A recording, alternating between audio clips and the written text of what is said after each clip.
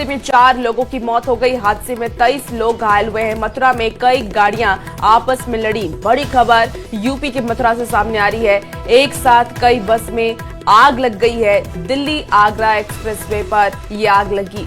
हादसे में 4 लोगों की दर्दनाक मौत हो गई है। 23 लोग घायल हुए हैं। 3 अलग अलग तस्वीरें टीवी स्क्रीन पर इस वक्त आपको दिखा रहे हैं। घटना के वक्त की तस्वीर और उसके बाद की तस्वीर। देखिए किस तरीके से ये भीषण आग लगी है। कई बस एक दूसरे में टकराई और इस वजह से ये हादसा हो गया। आपको बता दें कि 23 लोग इसमें घायल हुए हैं, जिन्हें अस्पताल में भर्ती कराया गया। 4 लोगों की मौके पर ही दर्दनाक मौत हो गई है। मथुरा में कई गाड़ियां आपस में भिड़ गई है। इस वजह से भी हो सकता है ये गाड़ियों की भिड़ंत हुई हो। हालांकि पूरी जानकारी में इस वक्त प्रशासन जुटा हुआ है, लेकिन ये 3 तस्वीर आपको दिखा रहे हैं। ये दर्दनाक हादसा हुआ है। लोगों में कोहराम भी मचा हुआ है। अफरा तफरी मच गई उस वक्त। तो यूपी के मथुरा से इस वक्त आपको ये बड़ी खबर बता रहे हैं। एक साथ कई बस में भीषण आग लग गई है। दिल्ली आगरा एक्सप्रेसवे पर यह आग लगी।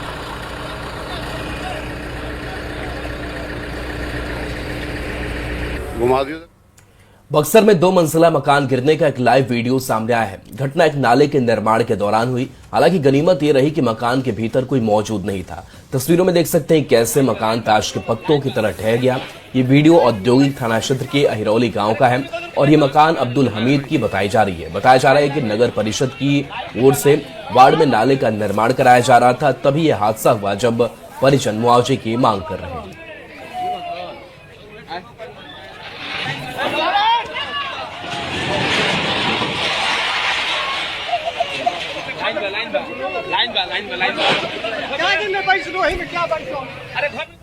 चलिए अब आपको दिखाते हैं 25 फीट की अंधेरी सुरंग। इस सुरंग को एक अपराधी ने अपना ठिकाना बनाकर रखा था। अपराधी पुलिस से बचने के लिए इस अंधेरी सुरंग में छिप करके रह रहा था, लेकिन बिहार पुलिस ने पाताल से भी शातिर को ढूंढ निकाला।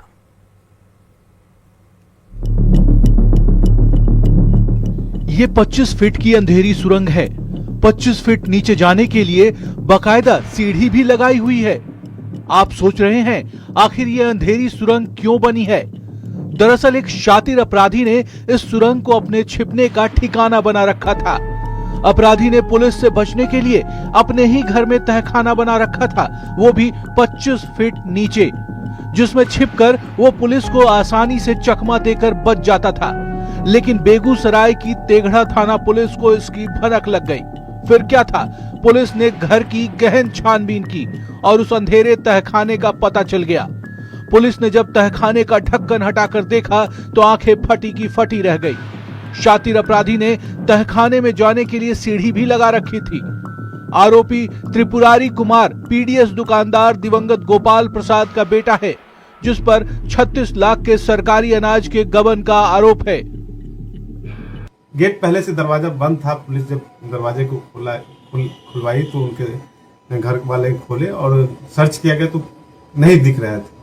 फिर पुलिस बारीकी से जब निरीक्षण किया गया तो एक जगह जो है कवर किया हुआ था एक पटरी से, तो उसको उठाया गया तो देखा गया कि वो टॉयलेट के अंदर सीढ़ी लगा के अंदर छुपे हुए थे। वहां से उनको बिहार में पुलिस अब अपराधियों को पाताल से भी खोज कर निकाल रही है।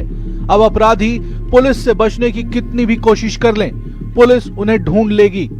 ये तस्वीरें इस बात की बानगी है कि कैसे पुलिस ने अपराधी को पाताल से निकाल लिया। न्यूज़ 18 के लिए बेगूसराय से संतोष कुमार की रिपोर्ट। 7 मई 2025 को समस्तीपुर में बैंक ऑफ महाराष्ट्र में हुई डकैती के मामले में पुलिस को बड़ी सफलता मिली है। पुलिस ने घटना में शामिल इनामी बदमाश बैद्यनाथ कुमार को गिरफ्तार कर लिया है। आरोपी पर 25,000 का इनाम है और वो पटोरी थाना के धमौन गांव का रहने वाला है। इस मामले में अब तक 15 आरोपियों की गिरफ्तारी हो चुकी है। समस्तीपुर पुलिस ने एसटीएफ की मदद से आरोपी को गिरफ्तार किया है। आरोपी की निशानदेही पर 65 ग्राम सोना बरामद किया गया है। पुलिस ने इस लूटकांड में अब तक 3 किलो 485 ग्राम सोना, 2,119,000 नगद और 2 मोबाइल और लूटकांड में शामिल वाहन और हथियार को बरामद कर लिया है। महाराष्ट्र बैंक में दिनांक 7/5/25 को सोना लूट के घटना घटी थी। उस घटना को पुलिस के द्वारा, समस्तीपुर पुलिस के द्वारा गंभीरता से लिया गया था। इस कांड के उद्भेदन में लगातार पुलिस को सफलता मिली और पूर्व में भी इसमें काफी मात्रा में सोना बरामद भी हुआ है और मुख्य अभियुक्त जो काफी पेशेवर और संगठित गिरोह का संचालन करते थे, उनकी गिरफ्तारी भी हुई है। और आज नीतीश कैबिनेट की अहम बैठक होने वाली है। कई फैसले पर मुहर लग सकती है। बड़ी खबर आपको सियासी गलियारे से इस वक्त बता रहे हैं, जहां आज नीतीश कैबिनेट की अहम बैठक होगी और कई अहम फैसले पर मुहर लग सकती है। तो नीतीश कुमार आज एक बड़ी बैठक करने वाले हैं और इस बैठक में कई अहम मुद्दों पर चर्चा होगी। बिहार में विकास कैसे हो, इस पर चर्चा की जाएगी। कई अहम फैसले भी आज नीतीश कैबिनेट में लिए जा सकते हैं। तो बड़ी खबर इस वक्त आपको बता रहे हैं, नीतीश कैबिनेट की अहम बैठक। आज लोकसभा में बिल पेश होना है। लोकसभा में बीबीजी रामजी बिल आज सदन में पेश किया जाएगा। विकसित भारत जी रामजी बिल शिवराज सिंह चौहान पेश करेंगे। मनरेगा की जगह नया बिल होगा। ग्रामीण रोजगार को नई दिशा मिलेगी। तो आज लोकसभा में देखिए ये बिल पेश होना है। आज सदन में बिल पेश होगा। शिवराज सिंह चौहान ये बिल पेश करेंगे। किसानों के हित में ये बिल पेश किया जाना है। मनरेगा की जगह लेगा ये नया बिल। ग्रामीण रोजगार को मिलेगी नई दिशा।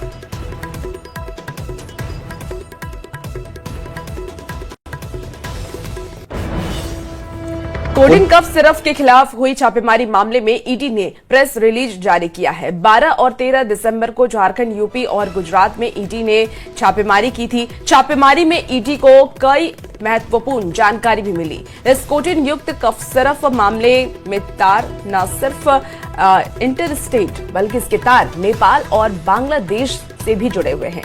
जो जानकारी सामने आ रही है, संगठित सिंडिकेट के जरिए कोडिंग युक्त कफ सिरफ अवैध खरीद कर स्टॉक किया गया।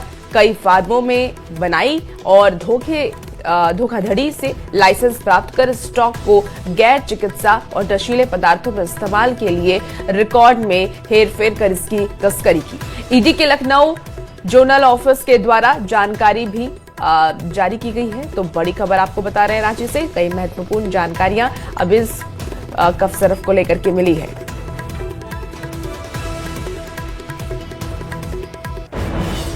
हाईकोर्ट के आदेश के बाद रिम्स की अधिगृहित जमीन पर अतिक्रमण अभियान जारी है। विवादित अपार्टमेंट को तोड़ा जा रहा है।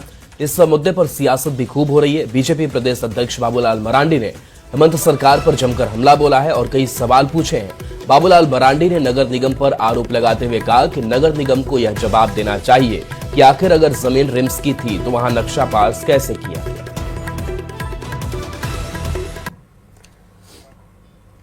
तो देखिए, रिम्स परिसर अतिक्रमण मुक्त होगा। हालांकि इस पर अब सियासत भी जारी है। लगातार प्रतिक्रियाएं सामने आ रही है।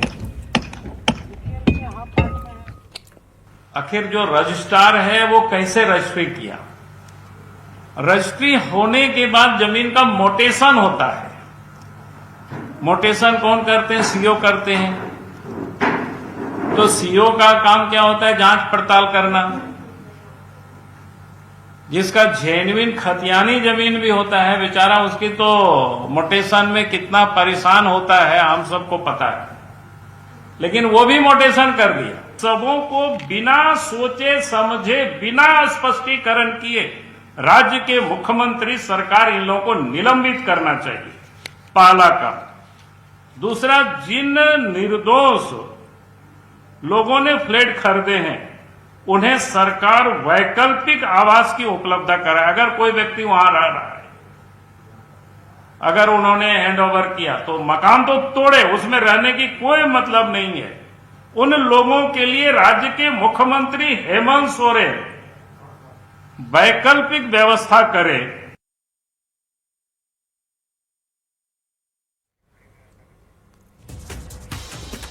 देखिए, बाबूलाल मरांडी के बयान पर अब जेएमएम और कांग्रेस ने पलटवार किया है और ये कहा कि बिल्डर्स पर कार्रवाई होनी चाहिए। और क्या कुछ कहा है, चलिए आपको सुनाते हैं।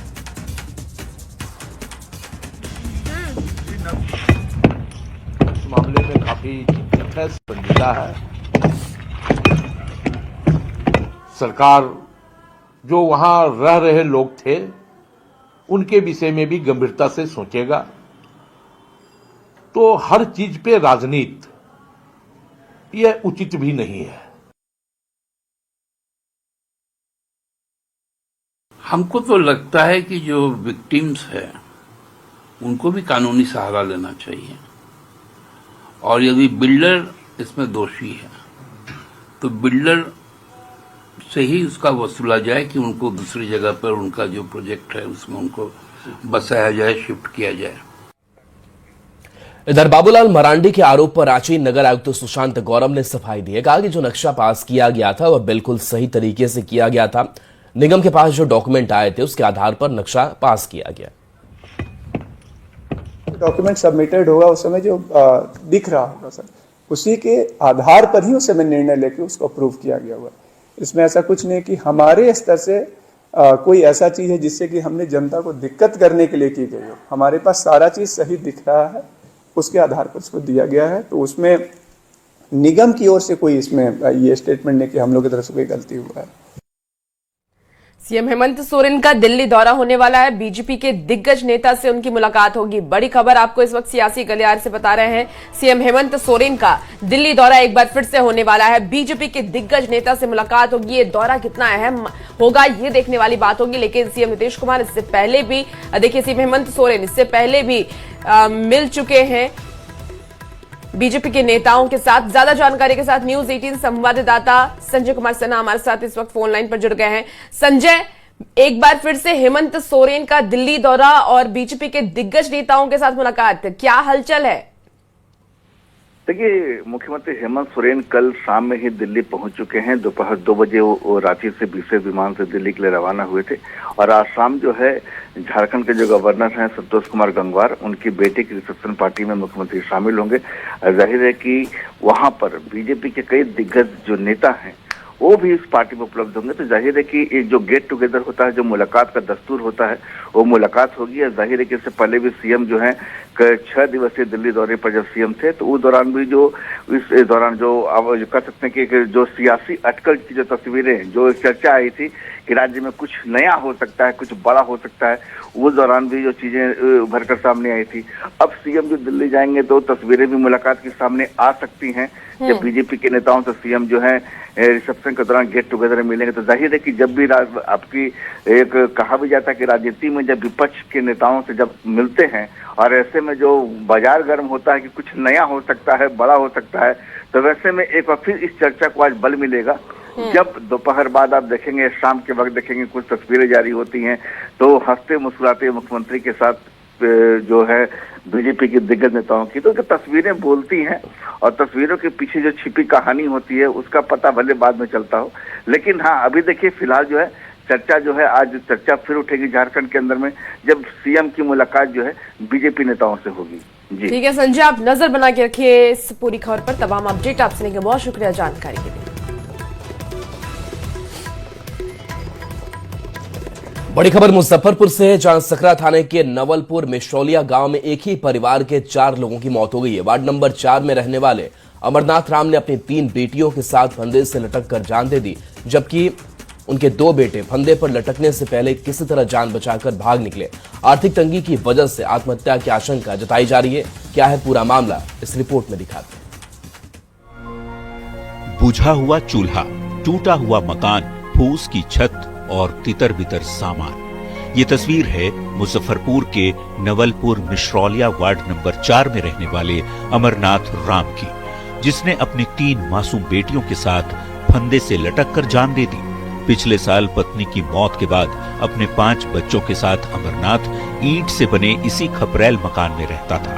जैसे तैसे जीवन गुजर बसर कर रहा था, लेकिन बीते दिन अमरनाथ ने मुसीबतों के सामने घुटने टेक दिए, मुश्किलों के सामने हार बैठे। अमरनाथ के मन ने ये स्वीकार कर लिया कि उसका बस नाम ही अमर है, जीवन नहीं। वह तीनों बेटियों के साथ फंदे से झूल गया। शिवानी कुमारी, अनुराधा कुमारी, शिवानी कुमारी और एक राधिका कुमारी थी। तीनों की मौत हो गई है। वहीं 2 मासूम बेटे जो हैं वो किसी तरह बच गए हैं। पूरे घर की हालत आप देख लीजिए। बताया जा रहा है कि बहुत पहले इन्हें सरकारी आवास मिला था। अमरनाथ को ये घर इंदिरा आवास के तहत उसे दिया गया था। घर की स्थिति इतनी दयनीय कि न तो दरवाजा लग पाया, न ही मजबूत दीवार। अमरनाथ को जानने वाले बताते हैं कि वो लंबे समय से आर्थिक तंगी से गुजर रहा था। घर में अकेला होने के कारण उसकी जिंदगी बेहद कठिन हो गई थी। पत्नी की मौत के बाद उसने 1 साल तक जिंदगी से दो हाथ कर 5 बच्चों को संभाला और जब हिम्मत ने जवाब दिया तो अमरनाथ ने मौत का रास्ता चुना और 5 बच्चों के साथ जान देने की ठान ली। पर कुदरत को कुछ और ही मंजूर था। 2 बेटे शिवम और अभिराज किसी तरह भाग निकले, मगर 3 बेटियां अनुराधा, शिवानी और राधिका पिता अमरनाथ के साथ जीवन के आखिरी सफर पर निकल पड़ी।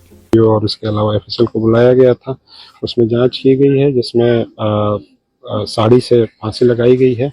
जो 2 बच्चे लड़के बचे हुए हैं उनका बयान लिया गया है। सकरा थाना की पुलिस मामले की तहकीकात में जुटी है। अलग अलग बिंदुओं पर मामले की जांच भी हो रही है।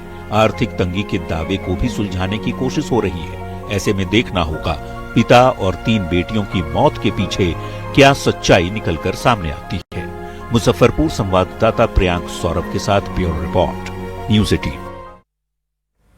पूर्णिया के मुफस्सिल थाना क्षेत्र के श्रीनगर गांव में बड़े पैमाने पर साइबर ठगी करने वाले गिरोह का खुलासा हुआ है। पुलिस ने ये बताया कि एक नाबालिग पिता और भाई पर ठगी का आरोप है, जिसकी जांच चल रही है। और आपको बता दें कि जिस मुख्यालय से सूचना मिली पर पटना और पूर्णिया पुलिस ने संयुक्त छापेमारी कर एक आरोपी को हिरासत में लिया है। आरोप ये भी है कि ठग ओपन साइट पर लोगों की जानकारी डाल करके ठगी करते थे और गांव में ठगी के पैसों से जमीन खरीदने और आलीशान घर बनाने की भी जानकारी सामने आई है। फिलहाल जांच जारी है। साइबर फ्रॉड का आया था। साइबर के द्वारा कुछ लोगों से लोगों की निजी जानकारी शेयर की जा रही है और उससे साइबर फ्रॉड किया जा रहा है। कितने लोगों की गिरफ्तारी हुई है सर? एक का भी डिटेन किया गया, थाना पर लाया गया, उससे पूछताछ और अग्रिम कार्रवाई। भोजपुर जिले के पूर्वी गुमटी ओवरब्रिज पर बने बड़े बड़े गड्ढों के कारण लगातार सड़क हादसे हो रहे थे। यह ओवरब्रिज पटना, बनारस और सासाराम को जोड़ने वाला प्रमुख मार्ग है, जिससे रोजाना हजारों वाहन गुजरते हैं। इस गंभीर समस्या को न्यूज़ 18 बिहार झारखंड ने प्रमुखता से उठाया था, जिसके बाद प्रशासन की नींद खुली। खबर का असर यह हुआ कि प्रशासन ने तत्काल संज्ञान लेते हुए जर्जर सड़क की मरम्मत कर गड्ढों को भरवाया है। स्थानीय लोगों ने राहत की सांस ली है और न्यूज़ 18 की टीम का धन्यवाद किया है। भोजपुर जिले में एक बार फिर से न्यूज़ 18 की खबर का बड़ा असर हुआ है, जहां की न्यूज़ 18 पर भोजपुर जिले के एकमात्र ये ओवरब्रिज जो कि बनारस से पटना को जोड़ता है, इस पर बड़े बड़े गड्ढे उभर आए थे, जिसके कारण लोग दुर्घटनाओं का शिकार हो रहे थे। और इस खबर को प्रमुखता से न्यूज़ 18 पर चलाए जाने के बाद जिला प्रशासन की नींद खुली। और देखिए, जहां पर बड़े बड़े 5 से 8 गड्ढे उभर आए थे, हर रोज गाड़ियां उसमें गिर रही थी, हर रोज लोग दुर्घटनाओं का शिकार हो रहे थे। उस पुल पर गड्ढे को भर दिया गया है, मरम्मत कर दिया गया है। आपके चैनल को सबसे पहले मैं धन्यवाद देता हूं कि आप लोगों ने पहले ही, हम एक बार चैनल में देखे थे कि आप लोगों ने इस मुद्दे को उठाया था कि हजारों लोग इस रास्ते से आवागमन हो रहा है। बहुत सारा ट्रक, गाड़ी, वाहन, बच्चे का स्कूल, बहुत सारे लोग दुर्घटनाओं का शिकार जाते हैं। बहुत सारे लोग हम लोग के सामने गिरे हुए हैं इस पर, और यहाँ मतलब गाड़ी उड़ी भी यहाँ कई बार बंद हो गया है। आपका चैनल ने आवाज उठाया, आप लोगों ने उठाया इस मुद्दे को, तब कहीं ना कहीं लोग कान में जूरेगा। गंदा स्थिति हो गई थी यहाँ पर, आने जाने वाले लोगों के लिए बहुत परेशानी होती थी, गिर जाते थे। कोई बच्चों को लेकर जाता था, हम लोग वहाँ से देखा करते थे, गाड़ी स्लिप कर जाती थी, गड्ढे में लोग गिरते थे और किसी को पता नहीं होता तो गाड़ी जम करके आगे भी निकल जाती थी। बहुत भयावह स्थिति थी। अभी तो गड्ढे को भर दिया गया है, लेकिन ये भी सही नहीं है, इसको बढ़िया से मरम्मत करना चाहिए था। चंदन कुमार, न्यूज़ 18 भोजपुर।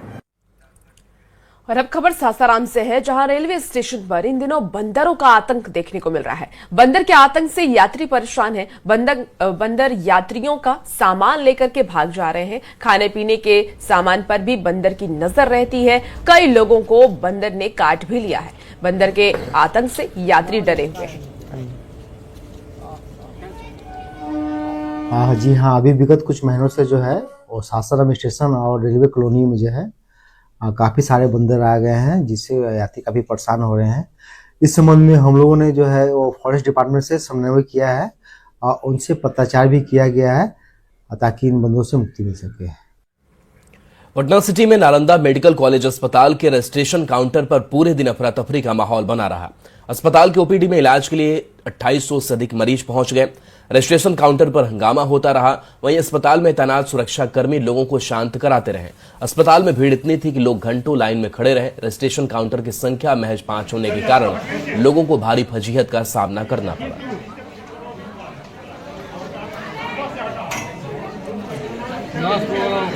गोपालगंज में जिला परिषद अध्यक्ष पद का चुनाव संपन्न हो गया। पूर्व विधायक किरण राय के पुत्र रहे अमित उर्फ अंकु राय को 7 वोटों से निर्वाचित घोषित किया गया। 31 सदस्यों में 19 ने अमित उर्फ अंकु को वोट दिया है, जबकि बीजेपी समर्थित उम्मीदवार दीपिका सिंह महज 12 वोट उन्हें मिले हैं। चुनाव परिणाम आने के बाद नवनिर्वाचित जिला परिषद अध्यक्ष को शपथ भी दिलाई गई। साथ ही उन्हें उपाध्यक्ष पद से 7 दिनों के अंदर इस्तीफा देने को कहा गया। बता दें आपको कि विधानसभा चुनाव में जिला परिषद अध्यक्ष रहे सुभाष सिंह विधानसभा सदस्य निर्वाचन घोषित हुए हैं और उसके बाद से अध्यक्ष पद रिक्त पड़ा था, जिस पर चुनाव कराया गया।